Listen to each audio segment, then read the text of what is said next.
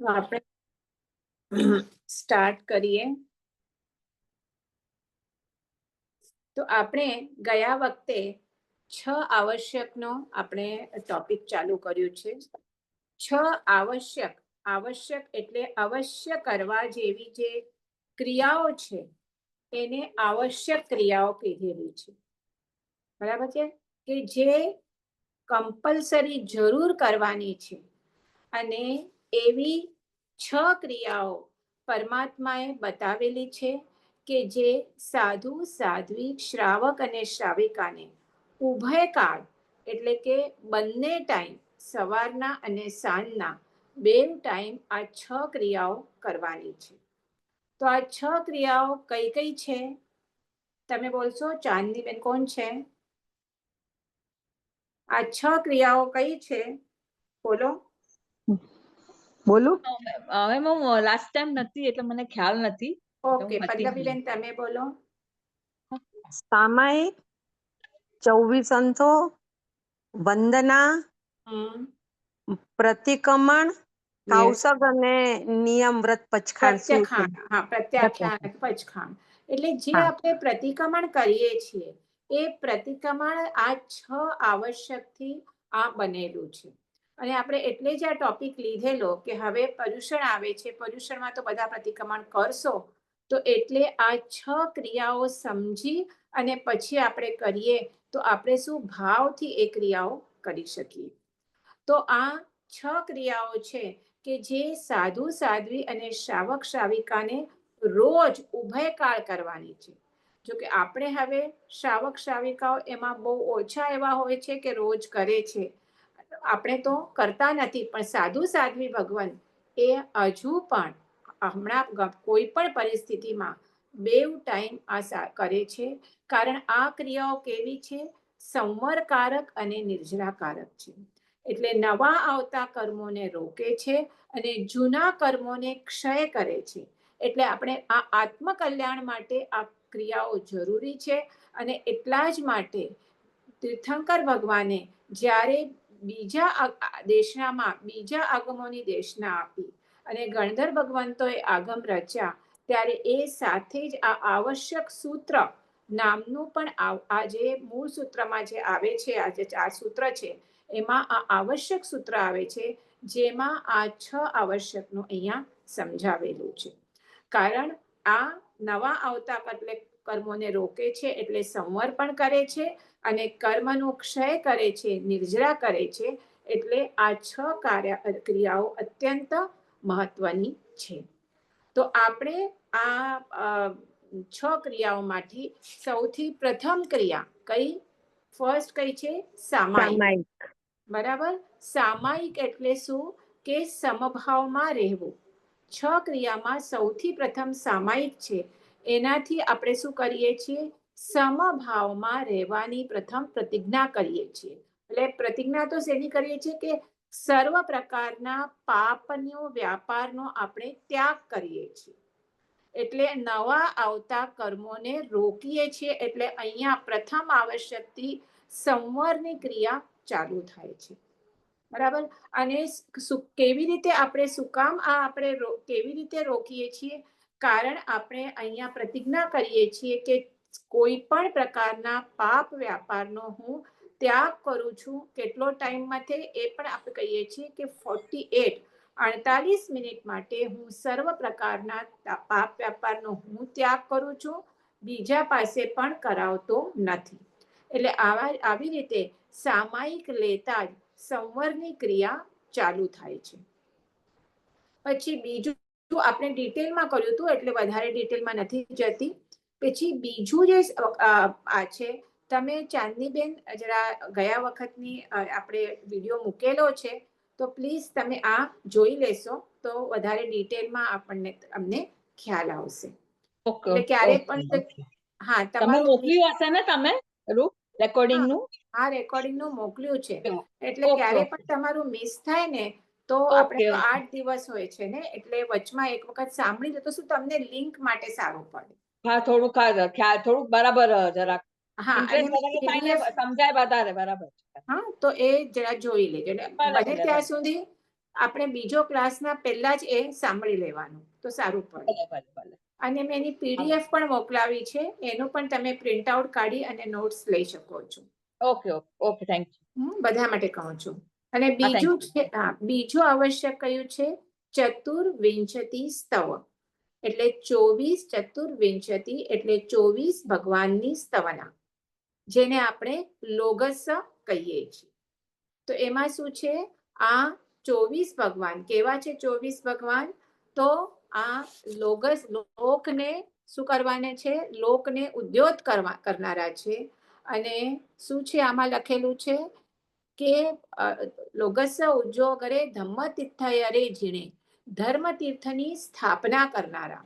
તો એવા 24 ભગવંતને આમાં અહીંયા શું કરી છે? વંદના કરી છે.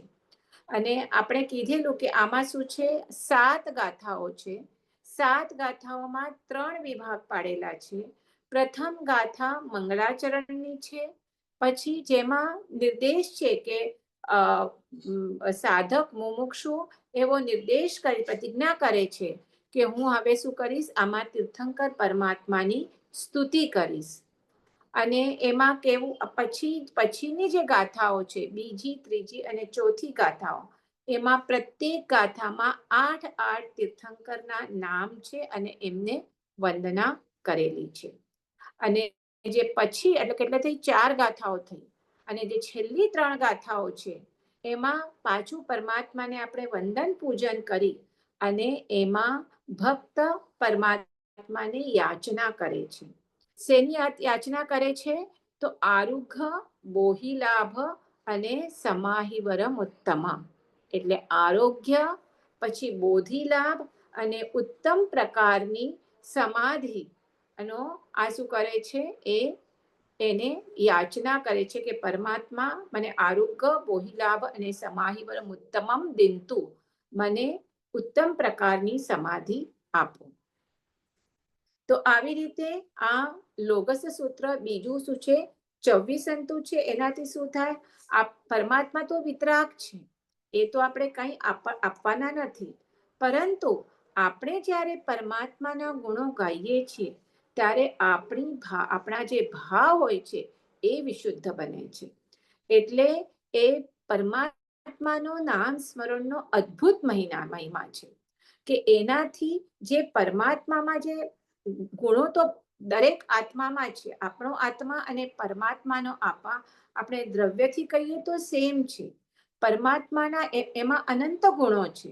ફરક એટલો છે કે પરમાત્મામાં એ ગુણો પ્રકટ થયેલા છે, આપણામાં એ ગુણો કર્મથી આવરાયેલા છે. એટલે પરમાત્માની પ્રાર્થના કરી અને આપણે કરીએ છીએ કે જે ગુણો આપમાં પ્રકટ થયેલા છે એ ગુણો મારામાં પણ પ્રકટ થાવ. અને એનાથી શું થાય છે? આપણે ભાવથી સ્તુતિ કરીએ તો આપણા જે કર્મો છે એનો શું થાય છે? ક્ષય થતો જાય છે. એટલે આત્મા વિશુદ્ધ બને છે. એટલે પહેલા જ મેં કીધું કે આ જે 6 ક્રિયાઓ કેવી છે? તો એ ક્રિયાઓ સંવર અને નિર્જરા સાધક છે. ઓકે, હવે નેક્સ્ટ છે, તમને ફાવે તો તમે 2 મિનિટ ભલે વહેલા જોઈન કરો, પણ મોડું નહીં કરો. ઓકે, બધાને કહું છું.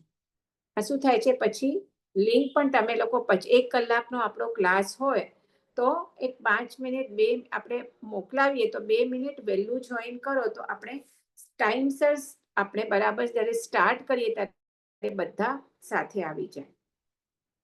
હવે ત્રીજું આવશ્યક કયું છે? કોણ કહેશે? સમતાબેન બોલો. ત્રીજું આવશ્યક કયું છે? આપણે 2 આવશ્યક કમ્પ્લીટ કર્યા. વંદના. રાઈટ. કોને વંદના કરવાની છે? આ તીર્થંકર પ્રભુઓને. આપણે સાધુ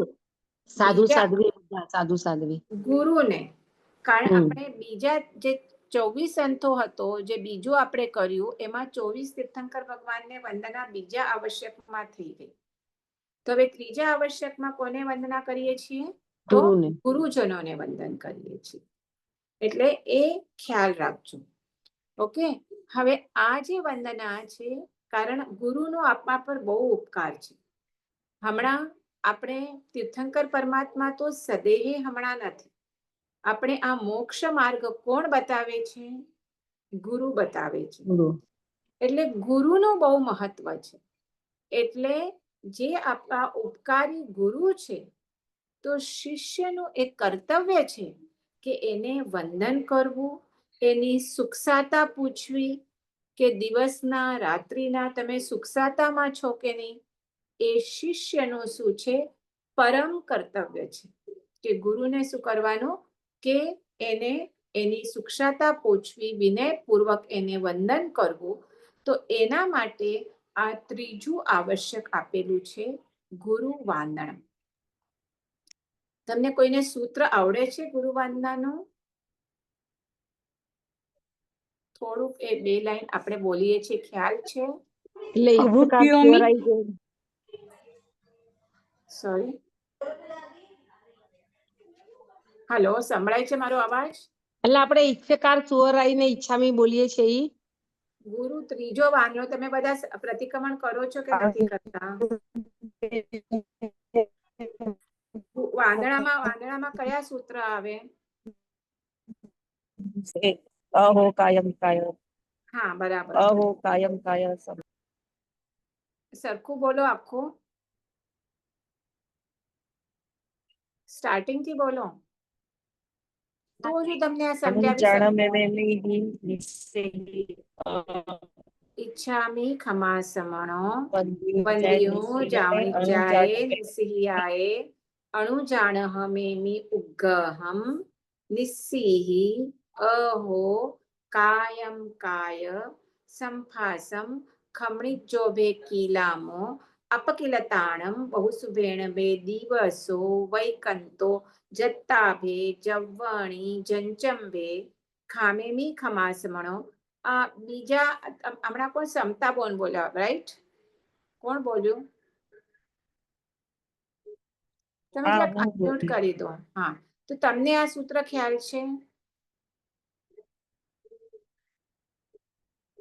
સમતાબેન જવાબ આપતા જાઓ ને, આપણો ટાઈમ વેસ્ટ થતો જાય છે. ફટાફટ બધા અનમ્યુટ કરી દો. 4 જણા જ છો, બધા અનમ્યુટ કરી દો. એટલે અવાજ આવશે. બધા જણા અનમ્યુટ કરી દો. અને તમે એવા ઠેકાણે બેસો કે ના, થોડુંક આપણે હવે ઇન્ટરેક્ટિવ જ રાખશું. મને તમે કહો, આ બધાને સૂત્ર ખબર છે? સમતાબેન તમને ખબર છે, બરાબર? હા, ચંદનબેન ખબર છે, પલ્લવીબેન ખબર છે, ચાંદનીબેન, બધાને આ સૂત્ર ખબર છે? હા હા, બધાને ખબર છે, બરાબર? તો જ સમજાશે. હું તમને એટલા માટે કહું છું. તો હું હમણાં જે ભાઈ તમને પાક્કું ના હોય પણ ખ્યાલ છે. હા હા, આપણે આ શેના માટે આ ટોપિક લઈએ છીએ કે હવેથી આપણે જ્યારે પ્રતિક્રમણ તમે કરશો પર્યુષણમાં, તો તમે આપણે પ્રતિક્રમણમાં આપણે આવશે એક દ્રવ્ય પ્રતિક્રમણ છે અને એક ભાવ પ્રતિક્રમણ. ભાવ પ્રતિક્રમણ થી જ આપણું આજે એનું મેન આપણું ઉદ્દેશ છે કે કર્મ નિર્જરાનું સંવરનો તો થશે. આપણે એમ જ બોલતા જશું સૂત્ર, કોઈ બોલતું હોય ને આપણે ત્યાં ખાલી હાથ જોડીને બેઠા હોઈએ, એનાથી ના થાય. જે સૂત્ર બોલાય એમાં તમારો ઉપયોગ જોડાવો જોઈએ. અને એ સમજાય એટલા માટે આપણે કરીએ છીએ. હવે હમણાં આપણે જોયું કે પ્રથમ સામાયિક લીધું, બીજું 24 તત્વોમાં શું છે? તીર્થંકર પરમાત્માને વંદના કરીએ છીએ. ત્રીજા આવશ્યકમાં કોને વંદના કરીએ છીએ? ગુરુને. ગુરુને વંદના કરીએ છીએ. તો એ તમને ખ્યાલ હોવો જોઈએ. તમે શું કીધું કે તીર્થંકર પરમાત્માને નહીં? આપણને એ પણ જો ખ્યાલ ન હોય કે આ આવશ્યકમાં શું છે, પહેલા તો એ ખબર હોવી જોઈએ શેના માટે કરાય છે. તો મેં શું કીધું? આ ગુરુનો આપણા પર ઉપકાર છે. અને હવે તીર્થંકર પછી આપણને ગુરુના ઉપકાર છે એમને વંદના કરવાની છે. અને એ વંદના કેવી રીતે કરવાની છે? તો એ આખું સૂત્ર છે. 12 આવર્તન પૂર્વક આપણે વંદના કરીએ છીએ. સાદી આપણે ખમાસના તો આપણે ઈચ્છામી ખમાસનો વંદ્યું જાણું નિશ્ચયમાં વંદામી એ તો આપી દઈએ. વંદના પણ 3 પ્રકારની હોય છે. હવે એમાં હું હમણાં નથી જતી. કે આપણે કોઈ ફિટ્ટા વંદન, આ વંદન, કે આપણે કોઈ જસ્ટ હાથ રસ્તામાં મળે તો આપણે ખાલી હાથ જોડીને નમીએ. પછી આપણે અબૂઠીઓ મને બધું બોલીને જ્યારે આપણે ગુરુ વંદના કરી એ હોય. પણ જ્યારે અહીંયા જ્યારે પ્રતિક્રમણનું જે વાંદણા છે એ એનાથી પણ આગળ છે. તો એમાં શું છે, 4 વિભાગ કરેલા છે. 2 વખત આપણે વંદના કરીએ છીએ. ખ્યાલ છે બધાને? હા હા. બધા ધ્યાન દઈને તમે પેલા વિચારો, હું બોલું છું, ખાલી એમાં સાંભળો નહીં. જે વાંદના કરીએ છીએ કેવી રીતે કરીએ છીએ તમે વિચારો. બધા લોકો અનમ્યુટ કરી દો. ચંદનબેન, ચાંદનીબેન, સમતાબેન, બધા પોતાને અનમ્યુટ કરી દો. હું બોલું તો મને જવાબ આપો તમે. 2 વખત કરીએ છીએ આપણે. બરાબર છે. અને 12 આવર્તન પૂર્વક. આવર્તન એટલે શું? આપણે કરીએ ને શું એને આવર્તન કહેવાય. મુપત્તિ 2 નીચે વખત રાખી. આવે. કયા કયા આવે મને બોલો તો. કોણ બોલશે? પલ્લવબેન તમે બોલો. ક્યારે આપણે આમ કરીએ? અહો કાયમ કાય સંપા. હા, હા, ત્યારે કરીએ. પછી એના પછી અહો કાયમ જતા ભે જવાણી જંચમ. બરાબર. એટલે બધાને સૂત્ર ખ્યાલ છે. યસ.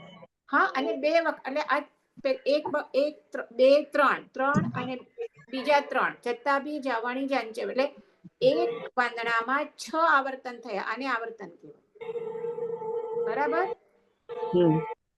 એટલે આવર્તન એટલે હું તમારી આજ્ઞા માથા પર ચડાવું છું એવું થાય? ના ના, આવર્તન પૂર્વક એટલે આપણે જે આ છે ને નીચેથી એમના પગથી કરીને આપણે માથા ઉપર આપણે આ જે વાંદણા હોય છે એ કેવી રીતે આપણે ગોદોહક એટલે ઉભડક બેસી અને આપણે કરવાના હોય છે. એટલે જો ગુરુ હોય તો ગુરુ આવું છે એના ઉપર, ત્યાંથી એમના પગથી કરીને આપણે માથા ઉપર સુધી કરીએ. એને એક આવર્તન કહેવાય. તો એક વખત આપણે વાંદણા કરીએ ત્યારે 6 આવર્તન થયા. આપણે આ 2 વખત કરીએ છીએ તો 12 આવર્તન થયા. બરાબર છે. હવે એની 4 વિભાગ પાડેલા છે. પહેલામાં આપણે ઈચ્છા કરીએ છીએ ગુરુ પાસે જઈને કે મને આપને વંદન કરવા છે. ત્યારે બીજું ગુરુ આજ્ઞા આપશે કે ભલે તમે વંદન કરો. પછી આપણે ત્રીજો વિભાગમાં આપણે ગુરુની સુખસાતા પૂછવાની છે કે ભાઈ દિવસના રાત્રિના તમે સુખસાતામાં છો, ફિઝિકલી તમારી તપ જપ સંયમ બધું સુખસા થાય છે. અને ચોથામાં કઈ આપણે દિવસ દરમિયાન મન વચન કાયાથી આપણું કઈ ભૂલ થઈ હોય તો આપણે ક્ષમા માંગવાની છે. તો આવી રીતે આખું આ વાંદના સૂત્ર શું કર્યું છે, કમ્પાઇલ કરેલું છે.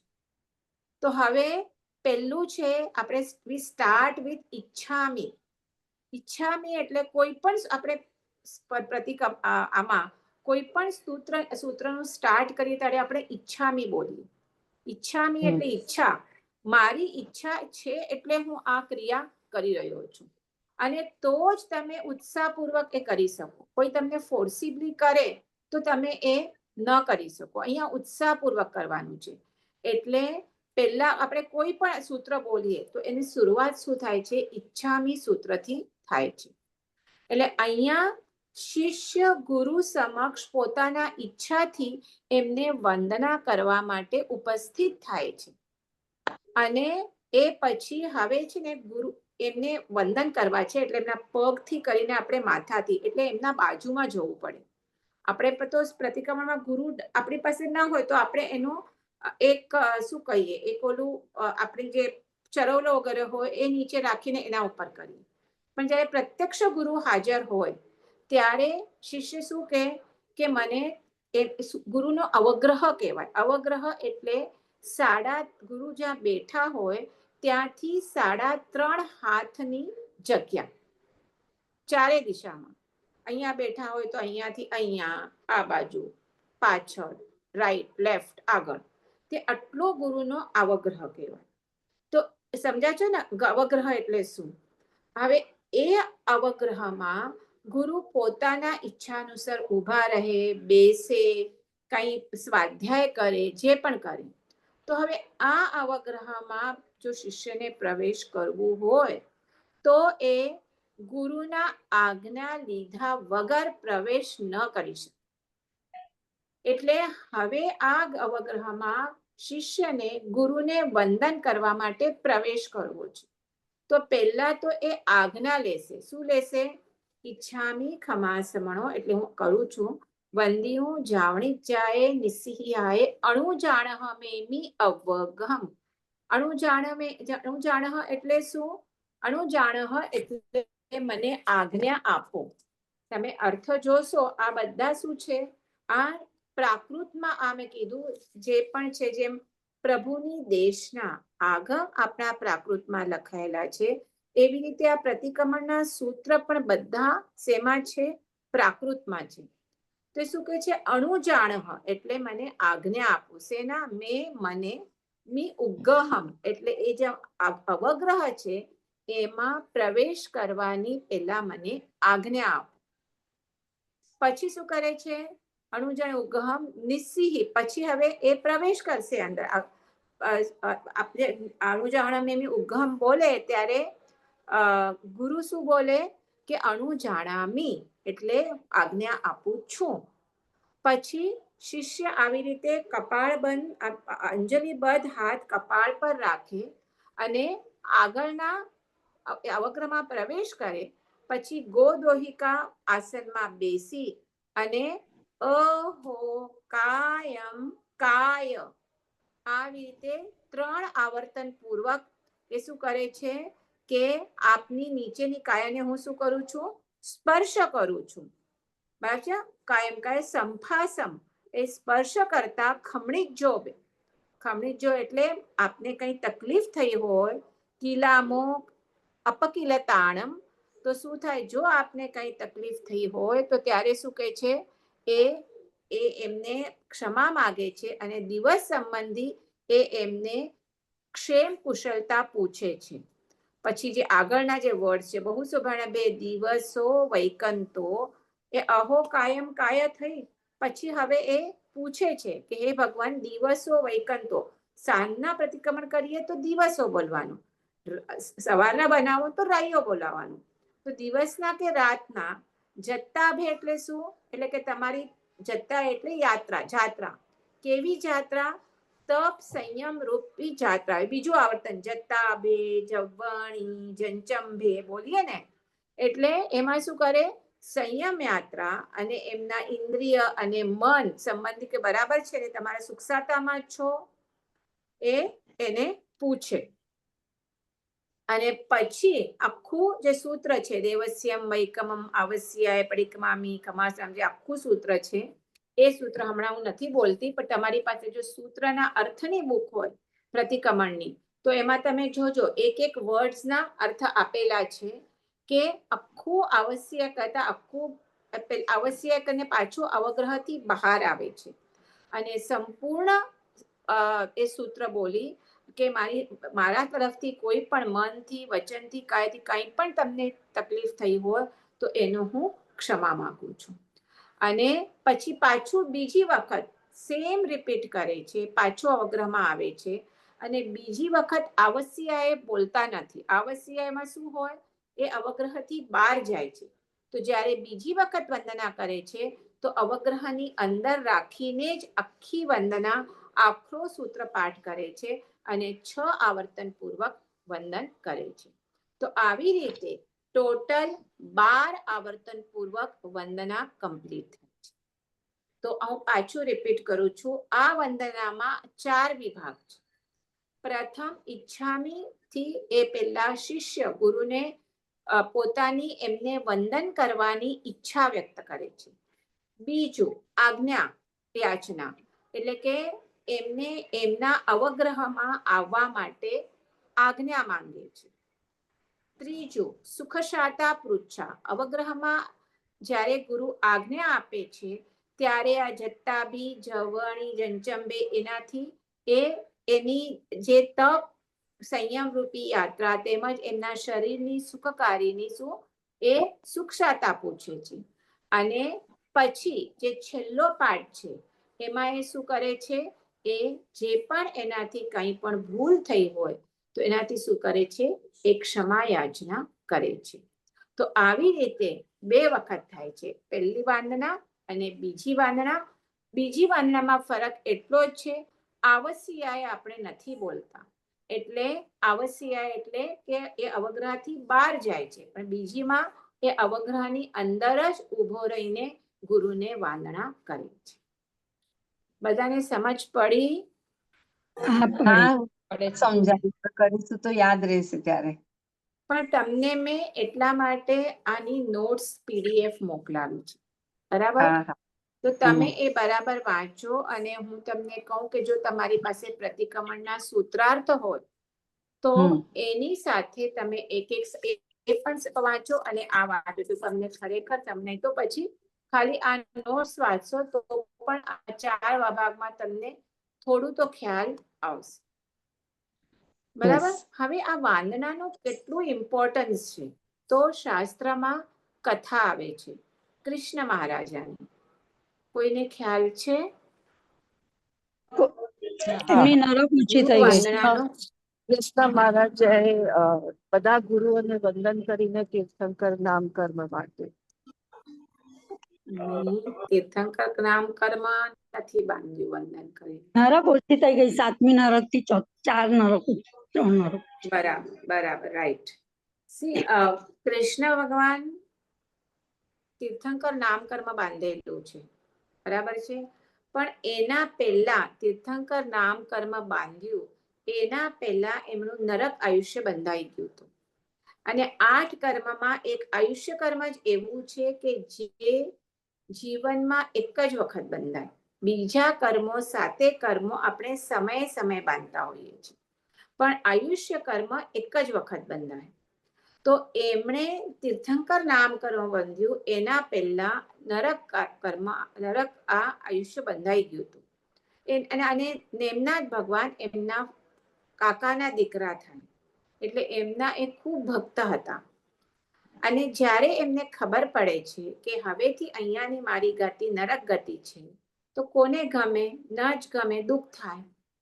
હવે હમણાં એ વાત નથી કે એ શ્રેણિક રાજાની જેમ એની પાસે જાય છે અને એ કરે છે કે મને હમણાં નથી. એ જ્યારે એમને ખબર પડે છે કે એમના જ ભગવાન આવ્યા છે દ્વારિકામાં કે જ્યાં પણ, તો એ જાય છે અને ત્યાં એમની સાથે મને એક્ઝેક્ટ યાદ નથી, 16,000 કેટલા બધા સાધુઓ હોય છે. તો પ્રથમ એ ભગવાનને વાંદે છે અને પછી એમની સાથે જેટલા બધા સાધુઓ હોય છે એમને વંદના કરે છે, અને એટલા ભાવથી વંદના કરે છે. અને પછી મને ક્યાંક મારી કંઈક મિસ્ટેક થતી હશે, જોઉં છું હું, મને પણ એ વંદના કર્યા પછી અટકે છે. તો ત્યારે એ નેમનાથ ભગવાન એને કહે છે કે થાકી જાય છે કે સમથિંગ હેપન્સ, તો એ કહે છે કે તું ક્યાં થાકી ગયો, કે તે તો તારી 3 નરક તે હમણાં શું કરી, આ વંદન કરીને તે 3 નરકના કર્મનો તે ક્ષય કર્યો. જે તું 7મી નરકમાં જવાનો હતો, હવે ડાયરેક્ટ તું શેમાં જશે? કારણ 7મી પછી 6ઠ્ઠી, પછી 5મી, પછી 4મી, એવી રીતે આગળ જતા જાય. તો એ કહે છે કે ત્યાં એટલી બધી તને થાક એટલે શેનો લાગે, તો આટલું બધું કર્મનો ક્ષય કર્યું. તો પછી કૃષ્ણ મહારાજ કહે છે કે એવું હશે તો હું હજી પાછું વંદના કરું, તો મારી બાકીના પણ બધા નરક જાય. ત્યારે ભગવાન કહે છે હવે નહીં, તને ખબર છે હવે કે એના લીધે થાય અને તું કરે તો એમ ના કર્મક્ષય થાય. ત્યારે તો એવા તે કોઈ મારા નરકના કર્મક્ષય થાય એ ભાવથી એને વંદના નથી કરી, એને તે પૂરા એક પરમાત્માને વંદના કરું છું એ ભાવથી, અને એવી જ રીતે બધા મુનિઓને એમણે વંદન કર્યું, એટલે એ વંદનાથી એમણે આ 3 નરક તૂટી જાય છે. 3 કે 4, મારું કંઈક મિસ્ટેક થતી હોય તો મેં દર વખતે હું ભૂલી જાઉં છું, આઈધર 3 નરકનો ક્ષય થાય છે કે 4 નરકનો ક્ષય થાય છે. તો બેઝિકલી કહેવાનો મતલબ એ કે ગુરુ વંદન કરવું કેટલું ઇમ્પોર્ટન્ટ છે, અને આ સ્ટોરી તો શાસ્ત્રમાં હંમેશા કથામાં આપણે સાંભળીએ છીએ. તો આવી રીતે આપણે આ શું કર્યું, ત્રીજું આવશ્યક કમ્પ્લીટ કર્યું. મને લાગે છે આપણું આ પણ 3 પાર્ટમાં જ જશે. ચોથું આવશ્યક કયું છે? કોણ કહે છે? બોલો. હા,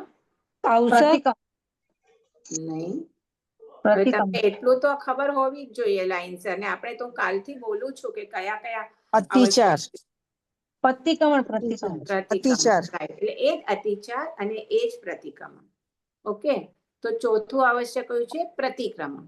પ્રતિક્રમણ એટલે એનું મીનિંગ શું? કોણ કહેશે? સમતાબેન ને ખબર છે? બધા અલગ અલગ ડિટેલમાં કરેલા કર્મોની ક્ષમા માંગવી. હા, પાપથી પ્રતિક્રમણ એટલે પાપથી પાછા ફરવાની ક્રિયા. એને શું કરીએ છીએ આપણે? એટલે આપણે તો બધાને મળીને એક પ્રતિક્રમણ નામ બોલીએ છીએ, પણ 6 આવશ્યકનો એકચ્યુઅલી કમ્પાઇલ, પણ જે મેઇન એનું જે છે એ શું છે? પ્રતિક્રમણ. આ ચોથું આવશ્યક છે. હવે 3 આવશ્યકથી આપણી ચિત્તવૃત્તિ શાંત થઈ જાય. આપણે ભાવથી કરવાનું છે, ભાવ પ્રતિક્રમણ, દ્રવ્ય નથી કરવાનું, જસ્ટ ખાલી બોલી નથી જવાનું.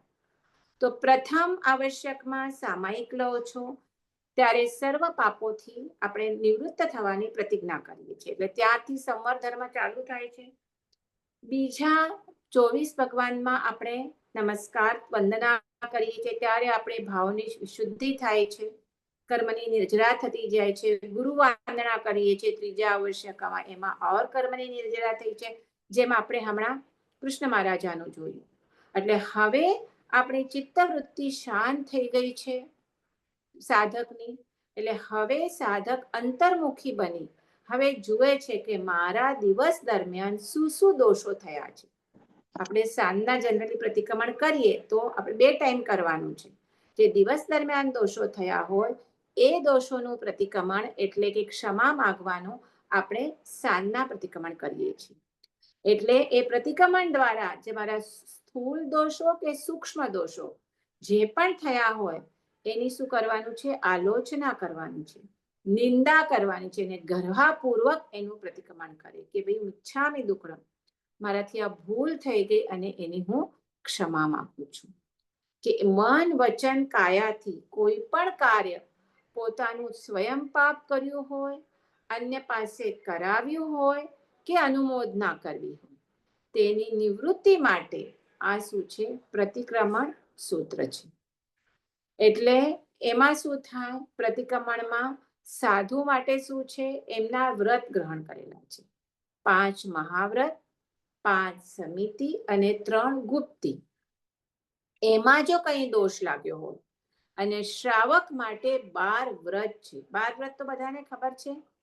તો આપણે જે આ 12 વ્રત લીધા છે એ 12 વ્રતમાં ક્યાંક આપણું કંઈ પણ ભૂલ થઈ ગઈ હોય તો એનું આપણે શું કરીએ છીએ? અહીંયા ક્ષમા માંગીએ છીએ.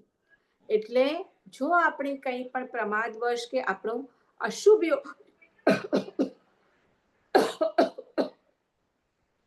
યોગમાં આત્મા ગયો હોય તો પુનઃ શુભ યોગમાં આવે, એ શું છે? પ્રતિક્રમણ છે. તો આ શું છે? સાધકની રોજનીશી છે. એટલે અહીંયા આ એક દ્રષ્ટાંત આપે છે કે કોઈ વેપારી હોય અને વેપારી આખો દિવસ પછી જ્યારે પોતાનું દુકાન બંધ કરે એના પહેલા એ પોતાનો હિસાબ જોઈ લે, જે પણ કેટલા આવ્યા છે, કેટલા ચૂકવ્યા છે કે જે છે, તો પ્રોપર જો પોતાનો હિસાબ રાખે તો શું થાય? એ લાભમાં જ રહે, એનું ક્યાં ઓલું ન થાય, એને ખ્યાલ આવી જાય કે અહીંયા મારું અહીંયા આપવાનું છે કે અહીંયા લેવાનું છે કે વોટેવર. એવી જ રીતે જે સાધક 2 ટાઈમ પોતાનો દોષો જુએ કે આજે આખા દિવસ દરમિયાન મારા શું થયા છે, શું ભૂલો થઈ છે, અને એવી જ રીતે ભૂતકાળમાં જો કંઈ દોષ થયા હોય તો એનાથી પણ એ દોષોની શું કરવાની? આલોચના કરવી, અને વર્તમાનમાં હવે એ દોષ પાછો ન થાય એના માટે સજાગ રહેવું. એટલે શું થાય? સંવર ધર્મ થાય. નવા આવતા પાપોને તમે રોકો છો, પાળ બાંધો છો, એ સંવર ધર્મ થયું. પછી જે જૂના પાપો થયા છે પેલા દિવસના કે રાતના, એને ક્ષમા માંગો છો, ને પછી પચખાણ જે પછી આવશે, ચલો પછી આપણે કરીએ. તો આ 2 ચીજો તો આપણે જોઈએ છે. તો હવે આ પ્રતિક્રમણના 2 પ્રકાર બતાવ્યા છે. એક છે દ્રવ્ય પ્રતિક્રમણ અને એક છે ભાવ પ્રતિક્રમણ. મેં કીધું એવી રીતે દ્રવ્ય પ્રતિક્રમણ એટલે શું? કે આપણે ચલો પર્યુષણમાં પ્રતિક્રમણ કરવાનું હોય, આપણને રોજ તો નથી કરતા, એક આપણી એક થઈ ગઈ છે પ્રોટોકોલ જવાનું. કોઈ એક બોલે છે, આપણે હાથ જોડીને બેસીએ છીએ, જે ક્રિયા કરાવે છે એ આપણે યંત્રવત એ ક્રિયા કરીએ છીએ. તો એને શું કહેવાય? દ્રવ્ય પ્રતિક્રમણ. એનાથી જે આપણા પાપ થયા છે એનાથી આપણે એ પાપથી પાછા નથી ફરી શકતા, અને પાછો એ પાપનું પુનરાવર્તન થાય છે, કારણ આપણે ખબર જ નથી કે આપણે શું કરી રહ્યા છીએ. એટલે દ્રવ્ય પ્રતિક્રમણથી આત્મશુદ્ધિ થતી નથી. તો બીજું કયું પ્રતિક્રમણ છે? ભાવ પ્રતિક્રમણ. કે જે પ્રતિક્રમણની ક્રિયા આપણે કરીએ એ જાગૃતિપૂર્વક ઉપયોગપૂર્વક કરવાની છે. જે સૂત્રો બોલાય છે એમાં એ સૂત્રોમાં પોતાનો ઉપયોગ રાખવાનું છે, મનને એકાગ્ર કરીને, અને ઇન્ટ્રોસ્પેક્શન કરવાનું છે કે મારા આજે કયા, આપણે હવે એ 12 વ્રતના આપણે જોઈએ એક પછી એક, એટલે ખ્યાલ આવશે. હું પહેલા તમને એનું બતાવી દઉં. તો એમાં આપણે કયા દોષ થયા છે, તો એ જેમ જેમ સૂત્રો બોલાતા જાય, કારણ આપણે મોટો પ્રતિક્રમણ તો જોઈએ, એમાં તો બધા ગુજરાતીમાં જ સૂત્રો છે, અને મારા ખ્યાલ પ્રમાણે સ્થાનકવાસીમાં પણ એવું જ છે, રાઈટ? તો એ તો આપણે સમજ પડે. તો એ દોષોના અંતર્નિરીક્ષણ અને એ સેવનના ખેદપૂર્વક એ પ્રતિક્રમણની ક્રિયા કરવાની છે. તો એ ભાવ પ્રતિક્રમણ છે. અને જો પાપ થયું છે એના પશ્ચાતાપ પૂર્વક એ કરે તો એ બીજી વખત એ ભૂલ થતી નથી. ઓકે, તો હવે આ કયા છે આપણા, એ આપણે જોઈએ. પહેલા તો 12 આપણે જેમ પહેલા બોલ્યા, એટલે પ્રતિક્રમણ શું? અતિચાર હોય છે. તો અતિચારમાં આપણે 5 પહેલા 5 અતિચાર બોલીએ. પહેલા 5 જે વ્રત છે, અણુવ્રત, પછી ગુણવ્રત, અને પછી શિક્ષાવ્રત. ઓકે, તો એ આજે આપણે સમજીએ શોર્ટમાં. પછી ડિટેલમાં તો આ જે શ્રાવકના આચાર છે એમાં ડિટેલમાં આપેલા છે. તો સૌથી પ્રથમ વયું કયું છે? હિંસા પરિમાણ વ્રત. તમને ખ્યાલ છે અતિચાર 12 બધાને આવડતા ન હોય, પણ બધાને ખ્યાલ છે? ચંદનબેન, ચાંદનીબેન, સમતાબેન, બધાને ખ્યાલ છે?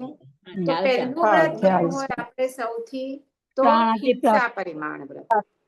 હિંસાના પાપથી અટકવું, એટલે અહિંસાનું વ્રત.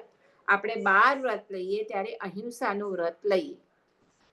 અહિંસાનું વ્રત સૌથી મુખ્ય છે. બીજા વ્રતોની રક્ષા માટે આ અહિંસાનું વ્રત છે. બરાબર છે? બીજું વ્રત છે, એટલે જે પણ આપણે અહિંસા વ્રત લીધું હોય, એકેન્દ્રિયની તો આપણે જે શ્રાવક છીએ એ એકેન્દ્રિયની હિંસા ન કરવાનું વ્રત આપણને નથી લેતા, કારણ આપણે શ્રાવક છીએ. હમણાં પણ આપણે લાઇટમાં બેઠા છીએ, આ સાઉન્ડ યુઝ કરીએ છીએ, કિચનમાં જઈએ તો ગેસ ઓન કરશું, એટલે એનું આપણે વ્રત નથી લેતા. પણ 2 ઇન્દ્રિયથી પંચેન્દ્રિયમાં તો આપણી કોઈ હિંસા નથી થઈ ને કોઈની. તો એનું આપણે શું કરવાનું છે? આ ધ્યાન રાખવાનું છે. અને એમાં જો કંઈ થયું હોય તો ક્ષમા માંગવાની છે. પછી બીજું વ્રત કયું છે? વૃષાવાદ વિરમણ વ્રત. વૃષાવાદ એટલે અસત્ય બોલવું. તો એમાં કઈ અસત્ય બોલાયું છે આખા દરમિયાન, દિવસ દરમિયાન? ત્રીજું એટલે અસત્યના પાપથી અટકવું. ત્રીજું છે અદત્તાદાન વિરમણ વ્રત. અદત્તાદાન એટલે ચોરી. અદત્તા એનું નામ ઉપરથી, દત્ત એટલે આપવું, અદત્ત એટલે ન આપવું. કોઈએ ન આપેલું તમે લીધું, ધેટ મીન્સ ચોરી કરી. બરાબર છે ને? અદત્તાદાન, એનાથી એ પાપથી અટકવું. એ છે ત્રીજું વ્રત. પછી ચોથું મૈથુન વિરમણ વ્રત, જેવી રીતે તમે લીધું હોય એ પ્રમાણે. અને એની સાથે સાથે આપણે ખાલી આમાં મૈથુન વિરમણ વ્રત એટલે ખાલી સ્પર્શેન્દ્રિય બ્રહ્મચ એટલું તો એ તો છે જ, આવે છે, પણ એની સાથે સાથે 5 ઇન્દ્રિયોના વિષયોનો ત્યાગ એ પણ એની સાથે આવી છે. અને 5મું પરિગ્રહ વિરમણ વ્રત, એટલે આપણે જે પણ પરિગ્રહ લીધો હોય કે આટલા જ મને કપડાં લેવા, કે આટલી જ સાડી લેવી, કે આટલા જે પણ તમારા દરેક ચીજમાં તમે જે પરિગ્રહનું વ્રત લીધું હોય, એમાં જો કંઈ તમારી ભૂલ થઈ હોય તો એને શું કરવાનું? એની ક્ષમા માંગવાની. તો આવી રીતે આ 5 પ્રથમ અણુવ્રત કહેવાય છે, જે અણુવ્રત આપણે ઘણી વખત આ લેતા હોઈએ છીએ ને લેવી જરૂરી છે. આમ ન લેતા હોઈએ તો ચાતુર્માસના 4 મહિના માટે વગેરે લેતા હોઈએ છીએ કે આટલું જ બધું હું પરિગ્રહ રાખીશ વગેરે. હવે આ અણુવ્રતના વિકાસ અને સંરક્ષણ માટે 3 ગુણવ્રત આપેલા છે. ઓકે, કયા છે ગુણવ્રત? કોઈ કહેશો? ડીસી વ્રત છે એક, તો આપણે જગ્યા અહીંયા આવવા જવાનું જે આપણે બધું કરીએ એ. ઓકે, પછી તો આપણે ભોગનો સામાન હોય ઈ. રાઈટ. અને છેલ્લું કયું છે? બીજા કોઈ કર્મ. નંબર તો બોલો. કર્મથી કે કર્મ? 8મું. ચંદનબેન, તમને નથી ખબર? અનર્થદંડ.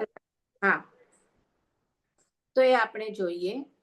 6થું દિગ્વ્રત, એટલે ક્ષેત્ર સંબંધી છે કે આપણે નક્કી કરીએ કે પૂર્વ, પશ્ચિમ, ઉત્તર, દક્ષિણ, ઉપર, નીચે અને ઓલું બીજી વાયવ્ય, ઈશાન્ય, નૈઋત્ય ને એ ટોટલ 10 દિશામાં આપણે અમુક હદ સુધી જોવું, એનાથી વધુ ન જોવું, એ આપણે નક્કી કરેલું. અને એ પ્રમાણે નિયમ કરેલો હોય તો એનાથી બહાર તો આપણે ગયા નથી ને એ આપણે જોવું, એટલે એ કઈ ગયા હોઈએ તો એની ક્ષમા માંગવી. પછી 7મું ઉપભોગ પરિભોગ પરિમાણ વ્રત. હવે ઉપભોગ એટલે જે એક જ વાર ભોગવી શકાય એ વસ્તુનો જે આપણે ઉપયોગ કરીએ એને ઉપભોગ કહેવાય. ફોર એક્ઝામ્પલ, કઈ વસ્તુ આવશે જે આપણે એક જ વખત ઉપભોગ કરી શકીએ? ખાવાની વસ્તુ. યસ, ખાવા આહારનું જે છે એ શું કરીએ આપણે? એક જ વખત ઉપભોગ કરીએ. જ્યારે કપડાં છે, દાગીના છે, એ તો શું કરીએ આપણે? વારંવાર પહેરીએ. તો એને જે પરિભોગ, એને શું કહેવાય? ઉપભોગ. અને આને પરિભોગ, એટલે વસ્ત્ર છે, દાગીના છે, ગાડી વગેરે છે, એને પરિભોગ કહેવાય. તો આ વ્રતમાં ઉપભોગ અને પરિભોગનું પણ પરિમાણ કરવાનું આવે છે કે ભાઈ આટલું આટલું જ હું ઉપભોગ પરિભોગ કરીશ. એના માટે 14 નિયમ પણ આપેલા છે ઉપભોગ પરિભોગ માટે.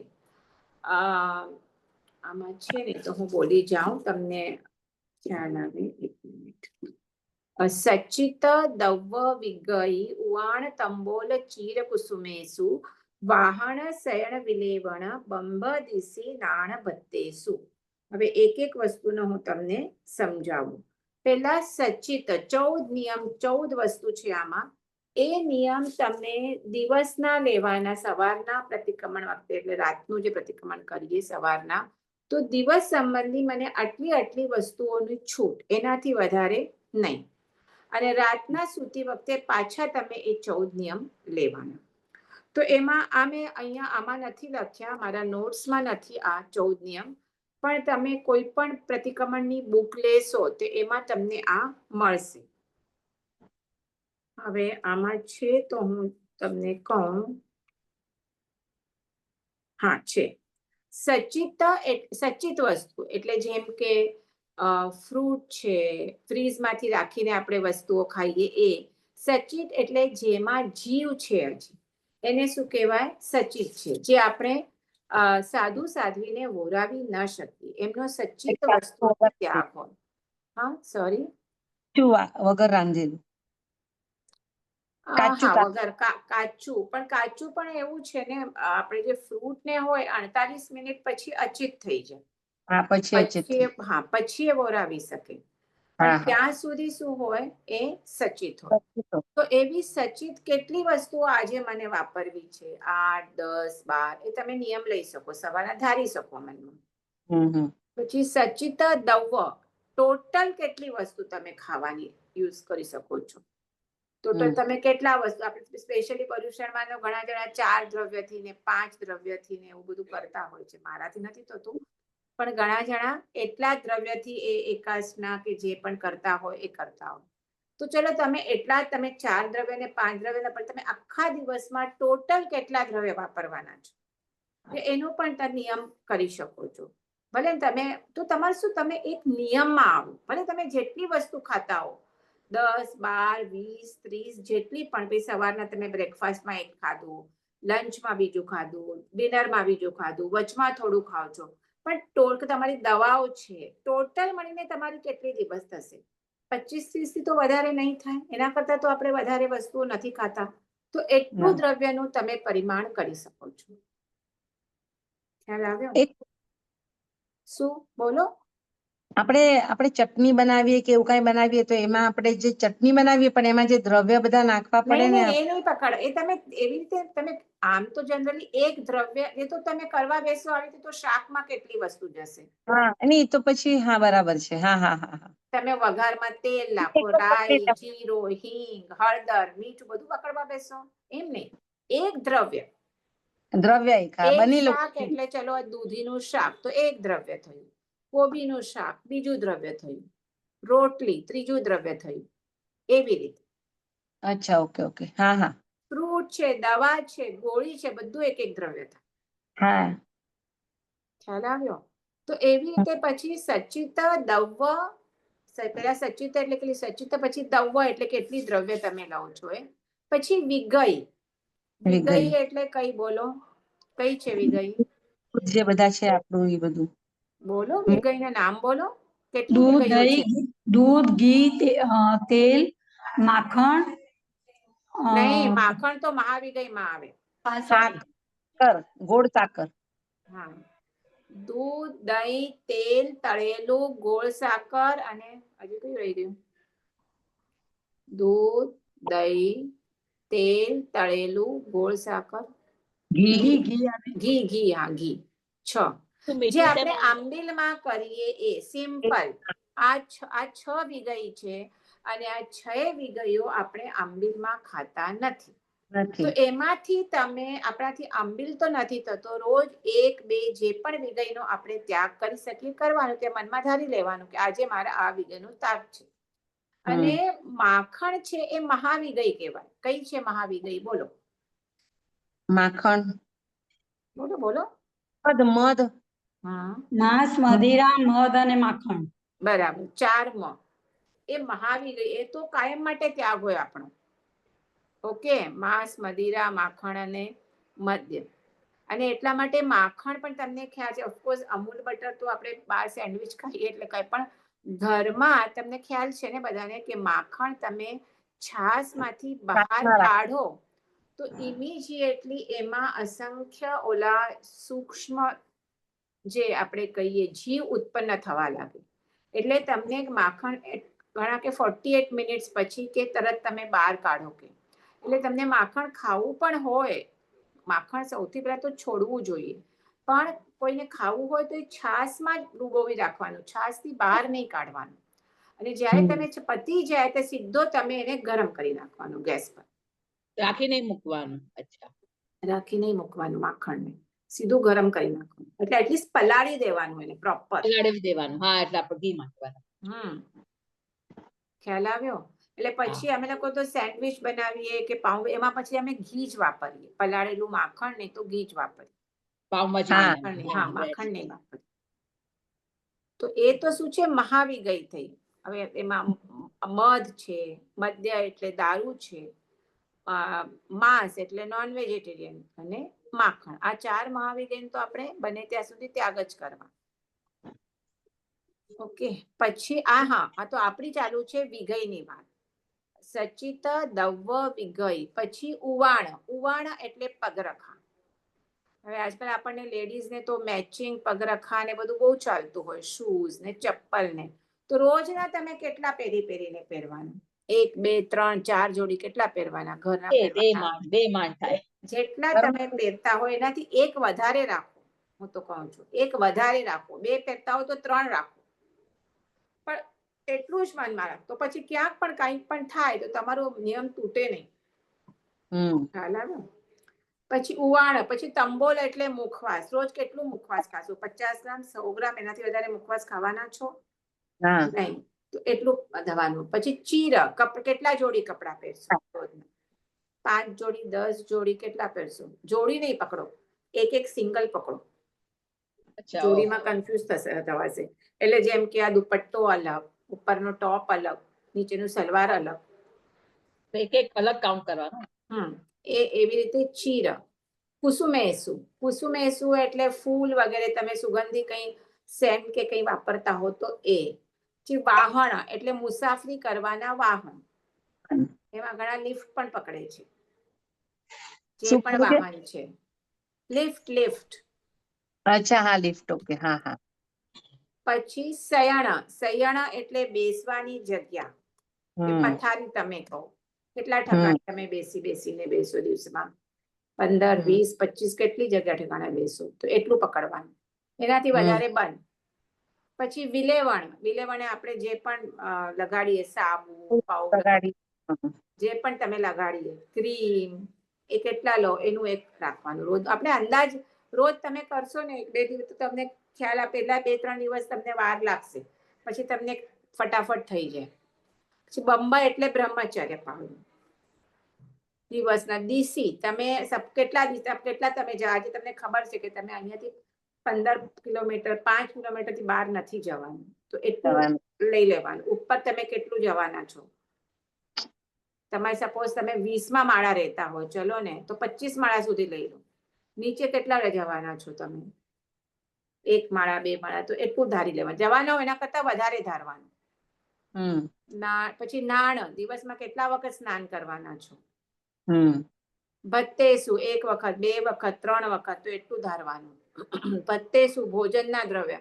હવે અહીંયા ભોજનના દ્રવ્ય છે તો અહીંયા 1 મિનિટ, મેં તમને ઓલામાં કીધું ને દ્રવ્ય તે ખાવાના પદાર્થની સમજો, અને અહીંયા ભત્તેસુ ભાત પાણી ખાવા પીવાની વસ્તુમાં શું ફરક છે મને નથી ખબર. ભત્તેસુ એ મને લાગે છે છેલ્લે ભત્તેસુ એટલે એનું વજન કેટલું થાય, 1 કિલો 2 કિલો કેટલું તમે રોજનું ખાવાનું છે. તો એવી રીતે આ 14 નિયમ છે. એક વખત પાછા બોલી જાઉં છું, ધ્યાન દઈને સાંભળો. સચિત દવ, જેના સમજ પડતે પૂછો, કારણ આ બધા પ્રાકૃતના વર્ડ છે. સચિત દવ વિગઈ ઉવાણ તંબોલ ચીર કુસુમેસુ વાહણ શયણ વિલેવણ બંબ દીસી નાણ એટલે સ્નાન ભત્તેસુ. ભત્તેસુ એટલે કેટલા વજન. બધાને ખ્યાલ આવ્યો? હા, હા. બધાને ખ્યાલ આવ્યો? યસ. ઓકે. અમુક લઈએ છીએ અમે સવારમાં. તો આ નિયમ લેવાના. આ શેમાં આવે? ઉપભોગ પરિભોગમાં આવે. કે એમાં અમુક વસ્તુઓ છે જે આપણે ભોજનની વગેરે ઉપભોગમાં આવશે, આપણે એક જ વખત વાપરી શકશું. જ્યારે આ બધું શું છે, પગરખા છે, બેસવાની વસ્તુ છે, વાહન વસ્તુ છે, પહેરવાના છે, એ બધા પરિભોગમાં આવશે. તો એનું આપણે જે પરિમાણ કર્યું, આ 7મા આમાં આવ્યું. ઉપભોગ પરિભોગ પચકાય, તો આમાં આ આવ્યું. અને એના પછી છે આ 8મું વ્રત છે અનર્થ દંડ વિરમણ વ્રત. એ પણ બહુ જ ઇમ્પોર્ટન્ટ છે. 7મું બરાબર સમજી ગયા ને બધા જણા? ઉપભોગ પરિભોગ પરિમાણ વ્રત. અને એના પછી છે અનર્થ દંડ વિરમણ. અનર્થ દંડ, અર્થ એટલે કંઈ પણ આપણે કહીએ કંઈ પણ કારણ સહિતનું, અને અનર્થ એટલે કારણ વગર, પ્રયોજન વગર જે આપણે પાપનું સેવન કરવામાં આવે છે એને અનર્થ દંડ કહેવાય. હમણાં આપણે લાઈટ ચાલીને કરીને બેઠા છીએ, બરાબર છે? આપણે આનો યુઝ કરીએ છીએ. કોઈ ફોન કરતા યુઝ કરશો, કોઈ આઈપેડ પર કરતા હશો, કોઈ કોમ્પ્યુટર પર. તો ઓફકોર્સ આપણે તેવકાના જીવોની હિંસાનું આપણે પાપ લાગી રહ્યું છે, ચોક્કસ. પણ એના પાછળ આપણો એક અર્થ છે કે આપણે આ સ્વાધ્યાય કરવો હશે તો એના વગર આપણે નહીં થાય, તો એને અર્થદંડ કહેવાય. એના માટે આપણે કંઈક કારણ માટે, પ્રયોજન માટે આપણે આ પાપનું સેવન કરી રહ્યા છીએ. જ્યારે અનર્થ દંડ કે એના જરૂર નથી તમને કાંઈ, તો પણ તમે એ પાપ કરી રહ્યા છો, તો એને કહેવાય અનર્થ દંડ વિરમણ. તો એમાં કયું કયું આવશે? તો એમાં આપણે એક્ઝામ્પલ આપું. જરૂર ના હોય, છોકરા સ્પેશિયલી રૂમમાંથી બહાર નીકળે, શું કરે? લાઈટ પંખાની સ્વિચ કોઈ દિવસ બંધ કરે? ના કરે, એમ જ ચાલ્યા કરે. તો તેવું કાય વાવ કાય બધા તમે રૂમમાં આવો, લાઇટ કરો, અર્થદંડ થાય. પણ આ અનર્થદંડ થયું. આપણે ગ્રીન ઘાસ છે અને એ ઘાસ ઉપર ચાલી, સ્વિમિંગ કરવા જઈએ, આમાં આપણે હમણાં વરસાદની સિઝન છે, લોનાવલામાં ફોલ્સમાં નાહવા જઈએ, આ બધા શું છે, એ કંઈ જરૂરી નથી એ ચીજો, પણ એમાં તમે કેટલું બધું પાપ સેવન કરો, નિગોદ પર ચાલો છો. હમણાં તો આ સિઝનમાં આપણે જોઈએ તો કેટલી બધી નિગોદ, એટલે તો ખબર છે ને, લીલ ફૂલમાં તો અનંતા જીવો છે. એના ઉપર જે આપણે પગ રાખીને ચાલીએ તો બહુ જ એમાં પાપ છે. તો થોડુંક ધ્યાનપૂર્વક ચાલીએ. ઓફકોર્સ આપણે ગમે એટલું કરશું તો પણ આપણે ગાડીમાં જવાનું છે, પણ એટલીસ્ટ આપણાથી થાય એટલું તો આપણે અવોઇડ કરી શકીએ છીએ. પછી મદ્યપાન કરવું, નિગોદ પર ચાલવું, પછી જે આપણે વગર ફોકટ જ્યાં ઘણા વગર ખડખડાટ હશે, આપણે આ મૂવીઝ વગેરે બધા જોઈએ, ટીવીના સિરિયલ જોઈએ, એમાં આપણે એટલા એકરૂપ થઈએ, આપણા ભાવ એની સાથે ચાલ્યા કરે. એમાં આપણે કશાય ભાવ થાય, મૂવીઝ જોઈએ, સિરિયલ્સ જોઈએ, એમાં કોઈનું સારું થાય તો હેપી થઈએ, કોઈનું એમાં તો ઓલું સાસ ભી કભી બહુ થી, યાદ છે કેટલા વર્ષો પહેલા, શું બધા ઓલા શું નામ હતું, મિહિરે મરી જાય છે ને ઓલી તુલસીને કઈ થાય છે, એટલા બધા એની સાથે આપણે ભાવ ઉભું થઈએ.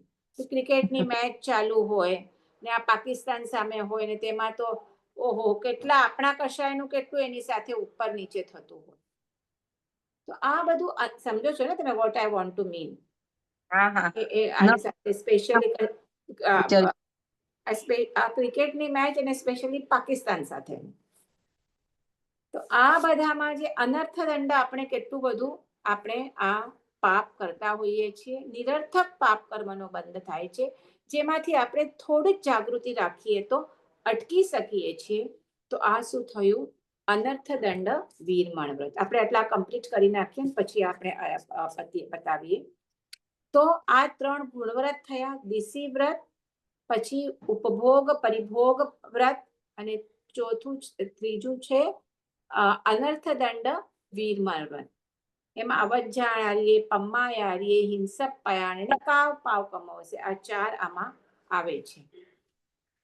અને હિંસક પયાણ એટલે ઘણી વખત આપણે હિંસા થાય એવી વસ્તુની આપ-લે કરીએ. ફોર એક્ઝામ્પલ, સ્વિટ્ઝરલેન્ડમાં ગયા છીએ, ત્યાં ચપ્પુ સારા મળે છે, આપણે આપણા ફ્રેન્ડ માટે, સ્વજન માટે લઈ આવી.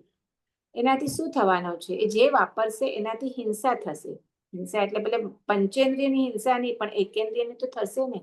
અને એ એકેન્દ્રિયની જેટલી હિંસા થશે એને તો પાપ લાગશે, આપણે ચપ્પુથી આપણે કટ કરીએ, પણ એના પાપના તમે પણ ભાગીદાર થશો. તમે ગિફ્ટ આપવી છે તો કોઈ સારી વસ્તુની ગિફ્ટ આપો. આ ચપ્પુ ને છોરી ને એવી રીતે કોઈ દિવસ કોઈને ગિફ્ટ નહીં કરવાની. આ હિંસા પણ, એટલે હિંસક તમે 4 એના છે. અપધ્યાન, આપણે જે આર્ત્ર ધ્યાન, રૌદ્ર ધ્યાન, આજે આર્ત્ર ધ્યાન મેં કીધું, જેવી રીતે આપણે ક્રિકેટની મેચ હોય ને, આ અપધ્યાન ગયું મારું. આ જે 4 આપેલા છે એમાં આમાં આ શું છે, આ અનર્થદંડ વીરમણ વ્રત છે. તો આવી રીતે આપણે 3 ગુણવ્રત જોયા. અને હવે છે 4 શિક્ષા વ્રત. શિક્ષા વ્રત એટલે એ વ્રતોના પાલનથી આપણે સંયમ ધર્મની શિક્ષા મળે છે.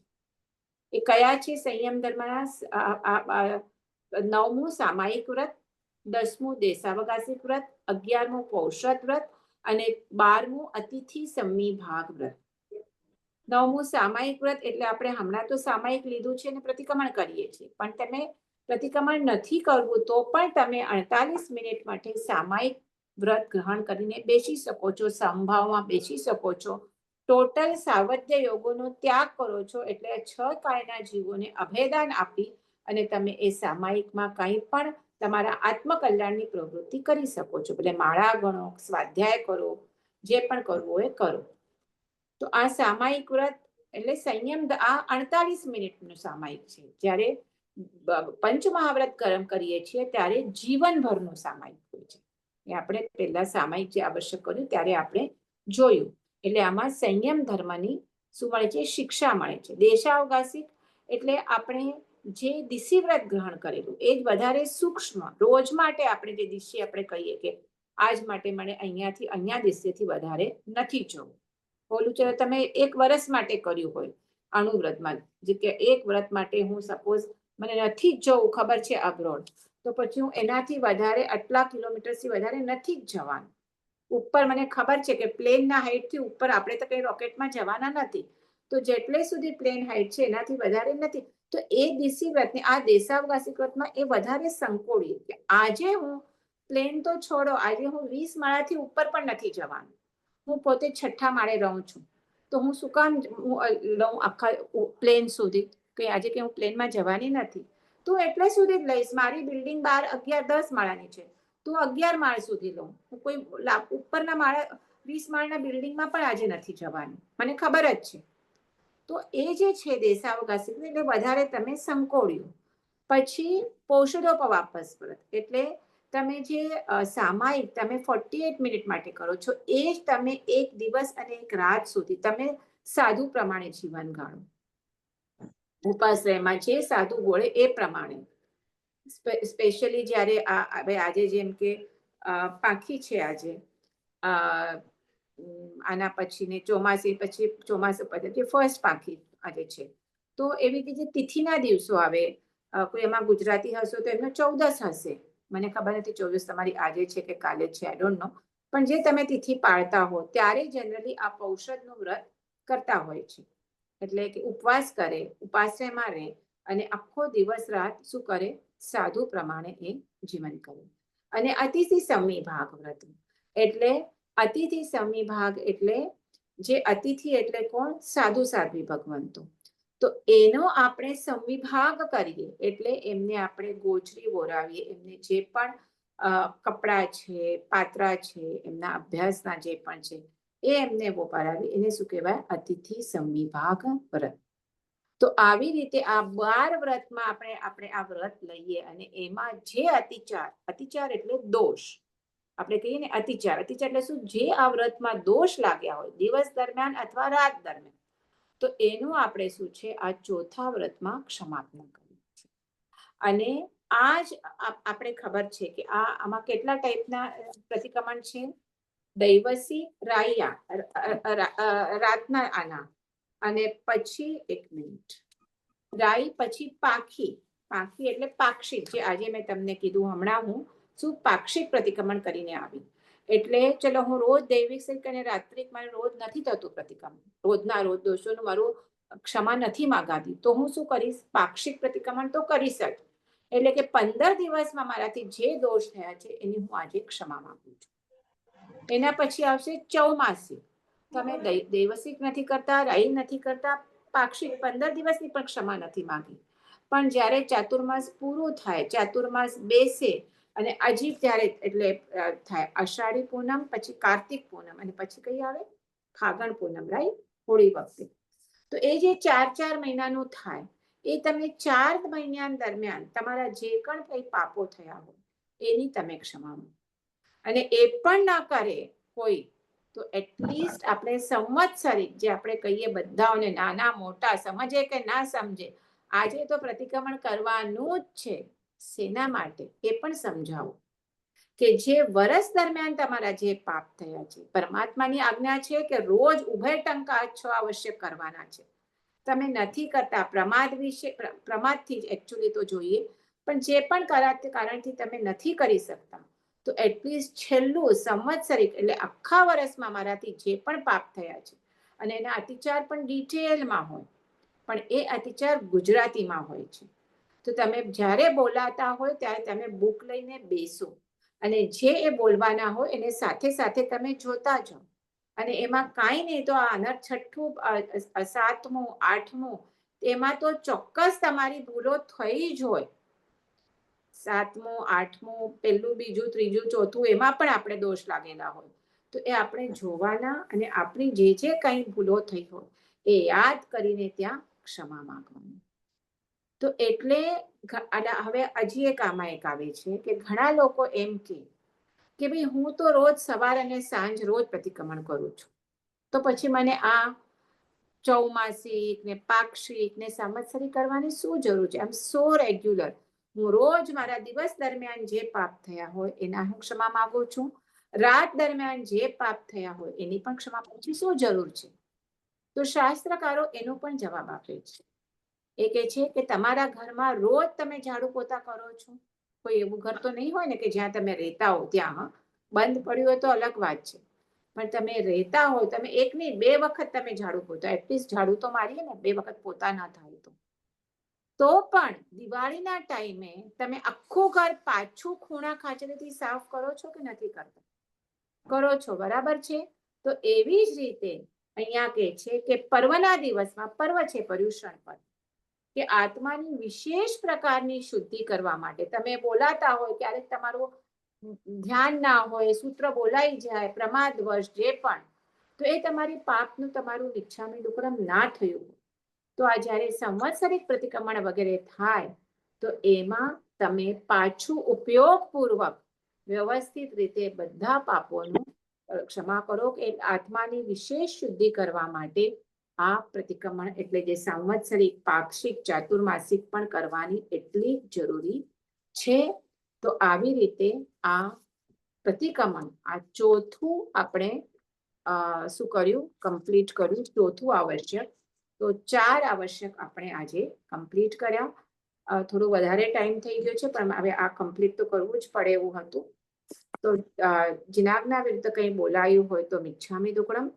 આવતી વખતે આપણે નેક્સ્ટ 2 આવશ્યક લેશું, અને આ જે આપણે આજે કર્યા એ તમે જરા પ્લીઝ વાંચજો. આપણે થોડુંક ડિસ્કસ પણ કરશું, થોડું ઇન્ટરેક્શન પણ કરશું. એવું નથી કે પછી કોઈ હું કહું કે ભાઈ ત્રીજા આવશ્યકમાં શું છે તો તમે કહો તીર્થંકરને વંદના કર્યા છે, એવું નહીં જોયું. જેટલું કર્યું છે આ તો એટલીસ્ટ જે 6 આવશ્યક તમને બરાબર તમને ધ્યાનમાં આવવા જોઈએ. સો આઈ એમ ડેફિનેટલી આપણે થોડા ક્વેશ્ચન આન્સર્સ તો કરશું. તમે આની ના કરી હોય તો આ નોટ્સની તમે ઝેરોક્સ પ્રિન્ટ આઉટ કઢાવી લો અને વાંચી રાખજો બિફોર નેક્સ્ટ થર્સડે. હા, થર્સડે રાખશું તો હું આવી છું. ઓકે, તો જય જિનેન્દ્ર. આપણે નેક્સ્ટ થર્સડે. જય જીનેન્દ્ર. Thank you. જય જિનેન્દ્ર, થેન્ક યુ. જય જિનેન્દ્ર.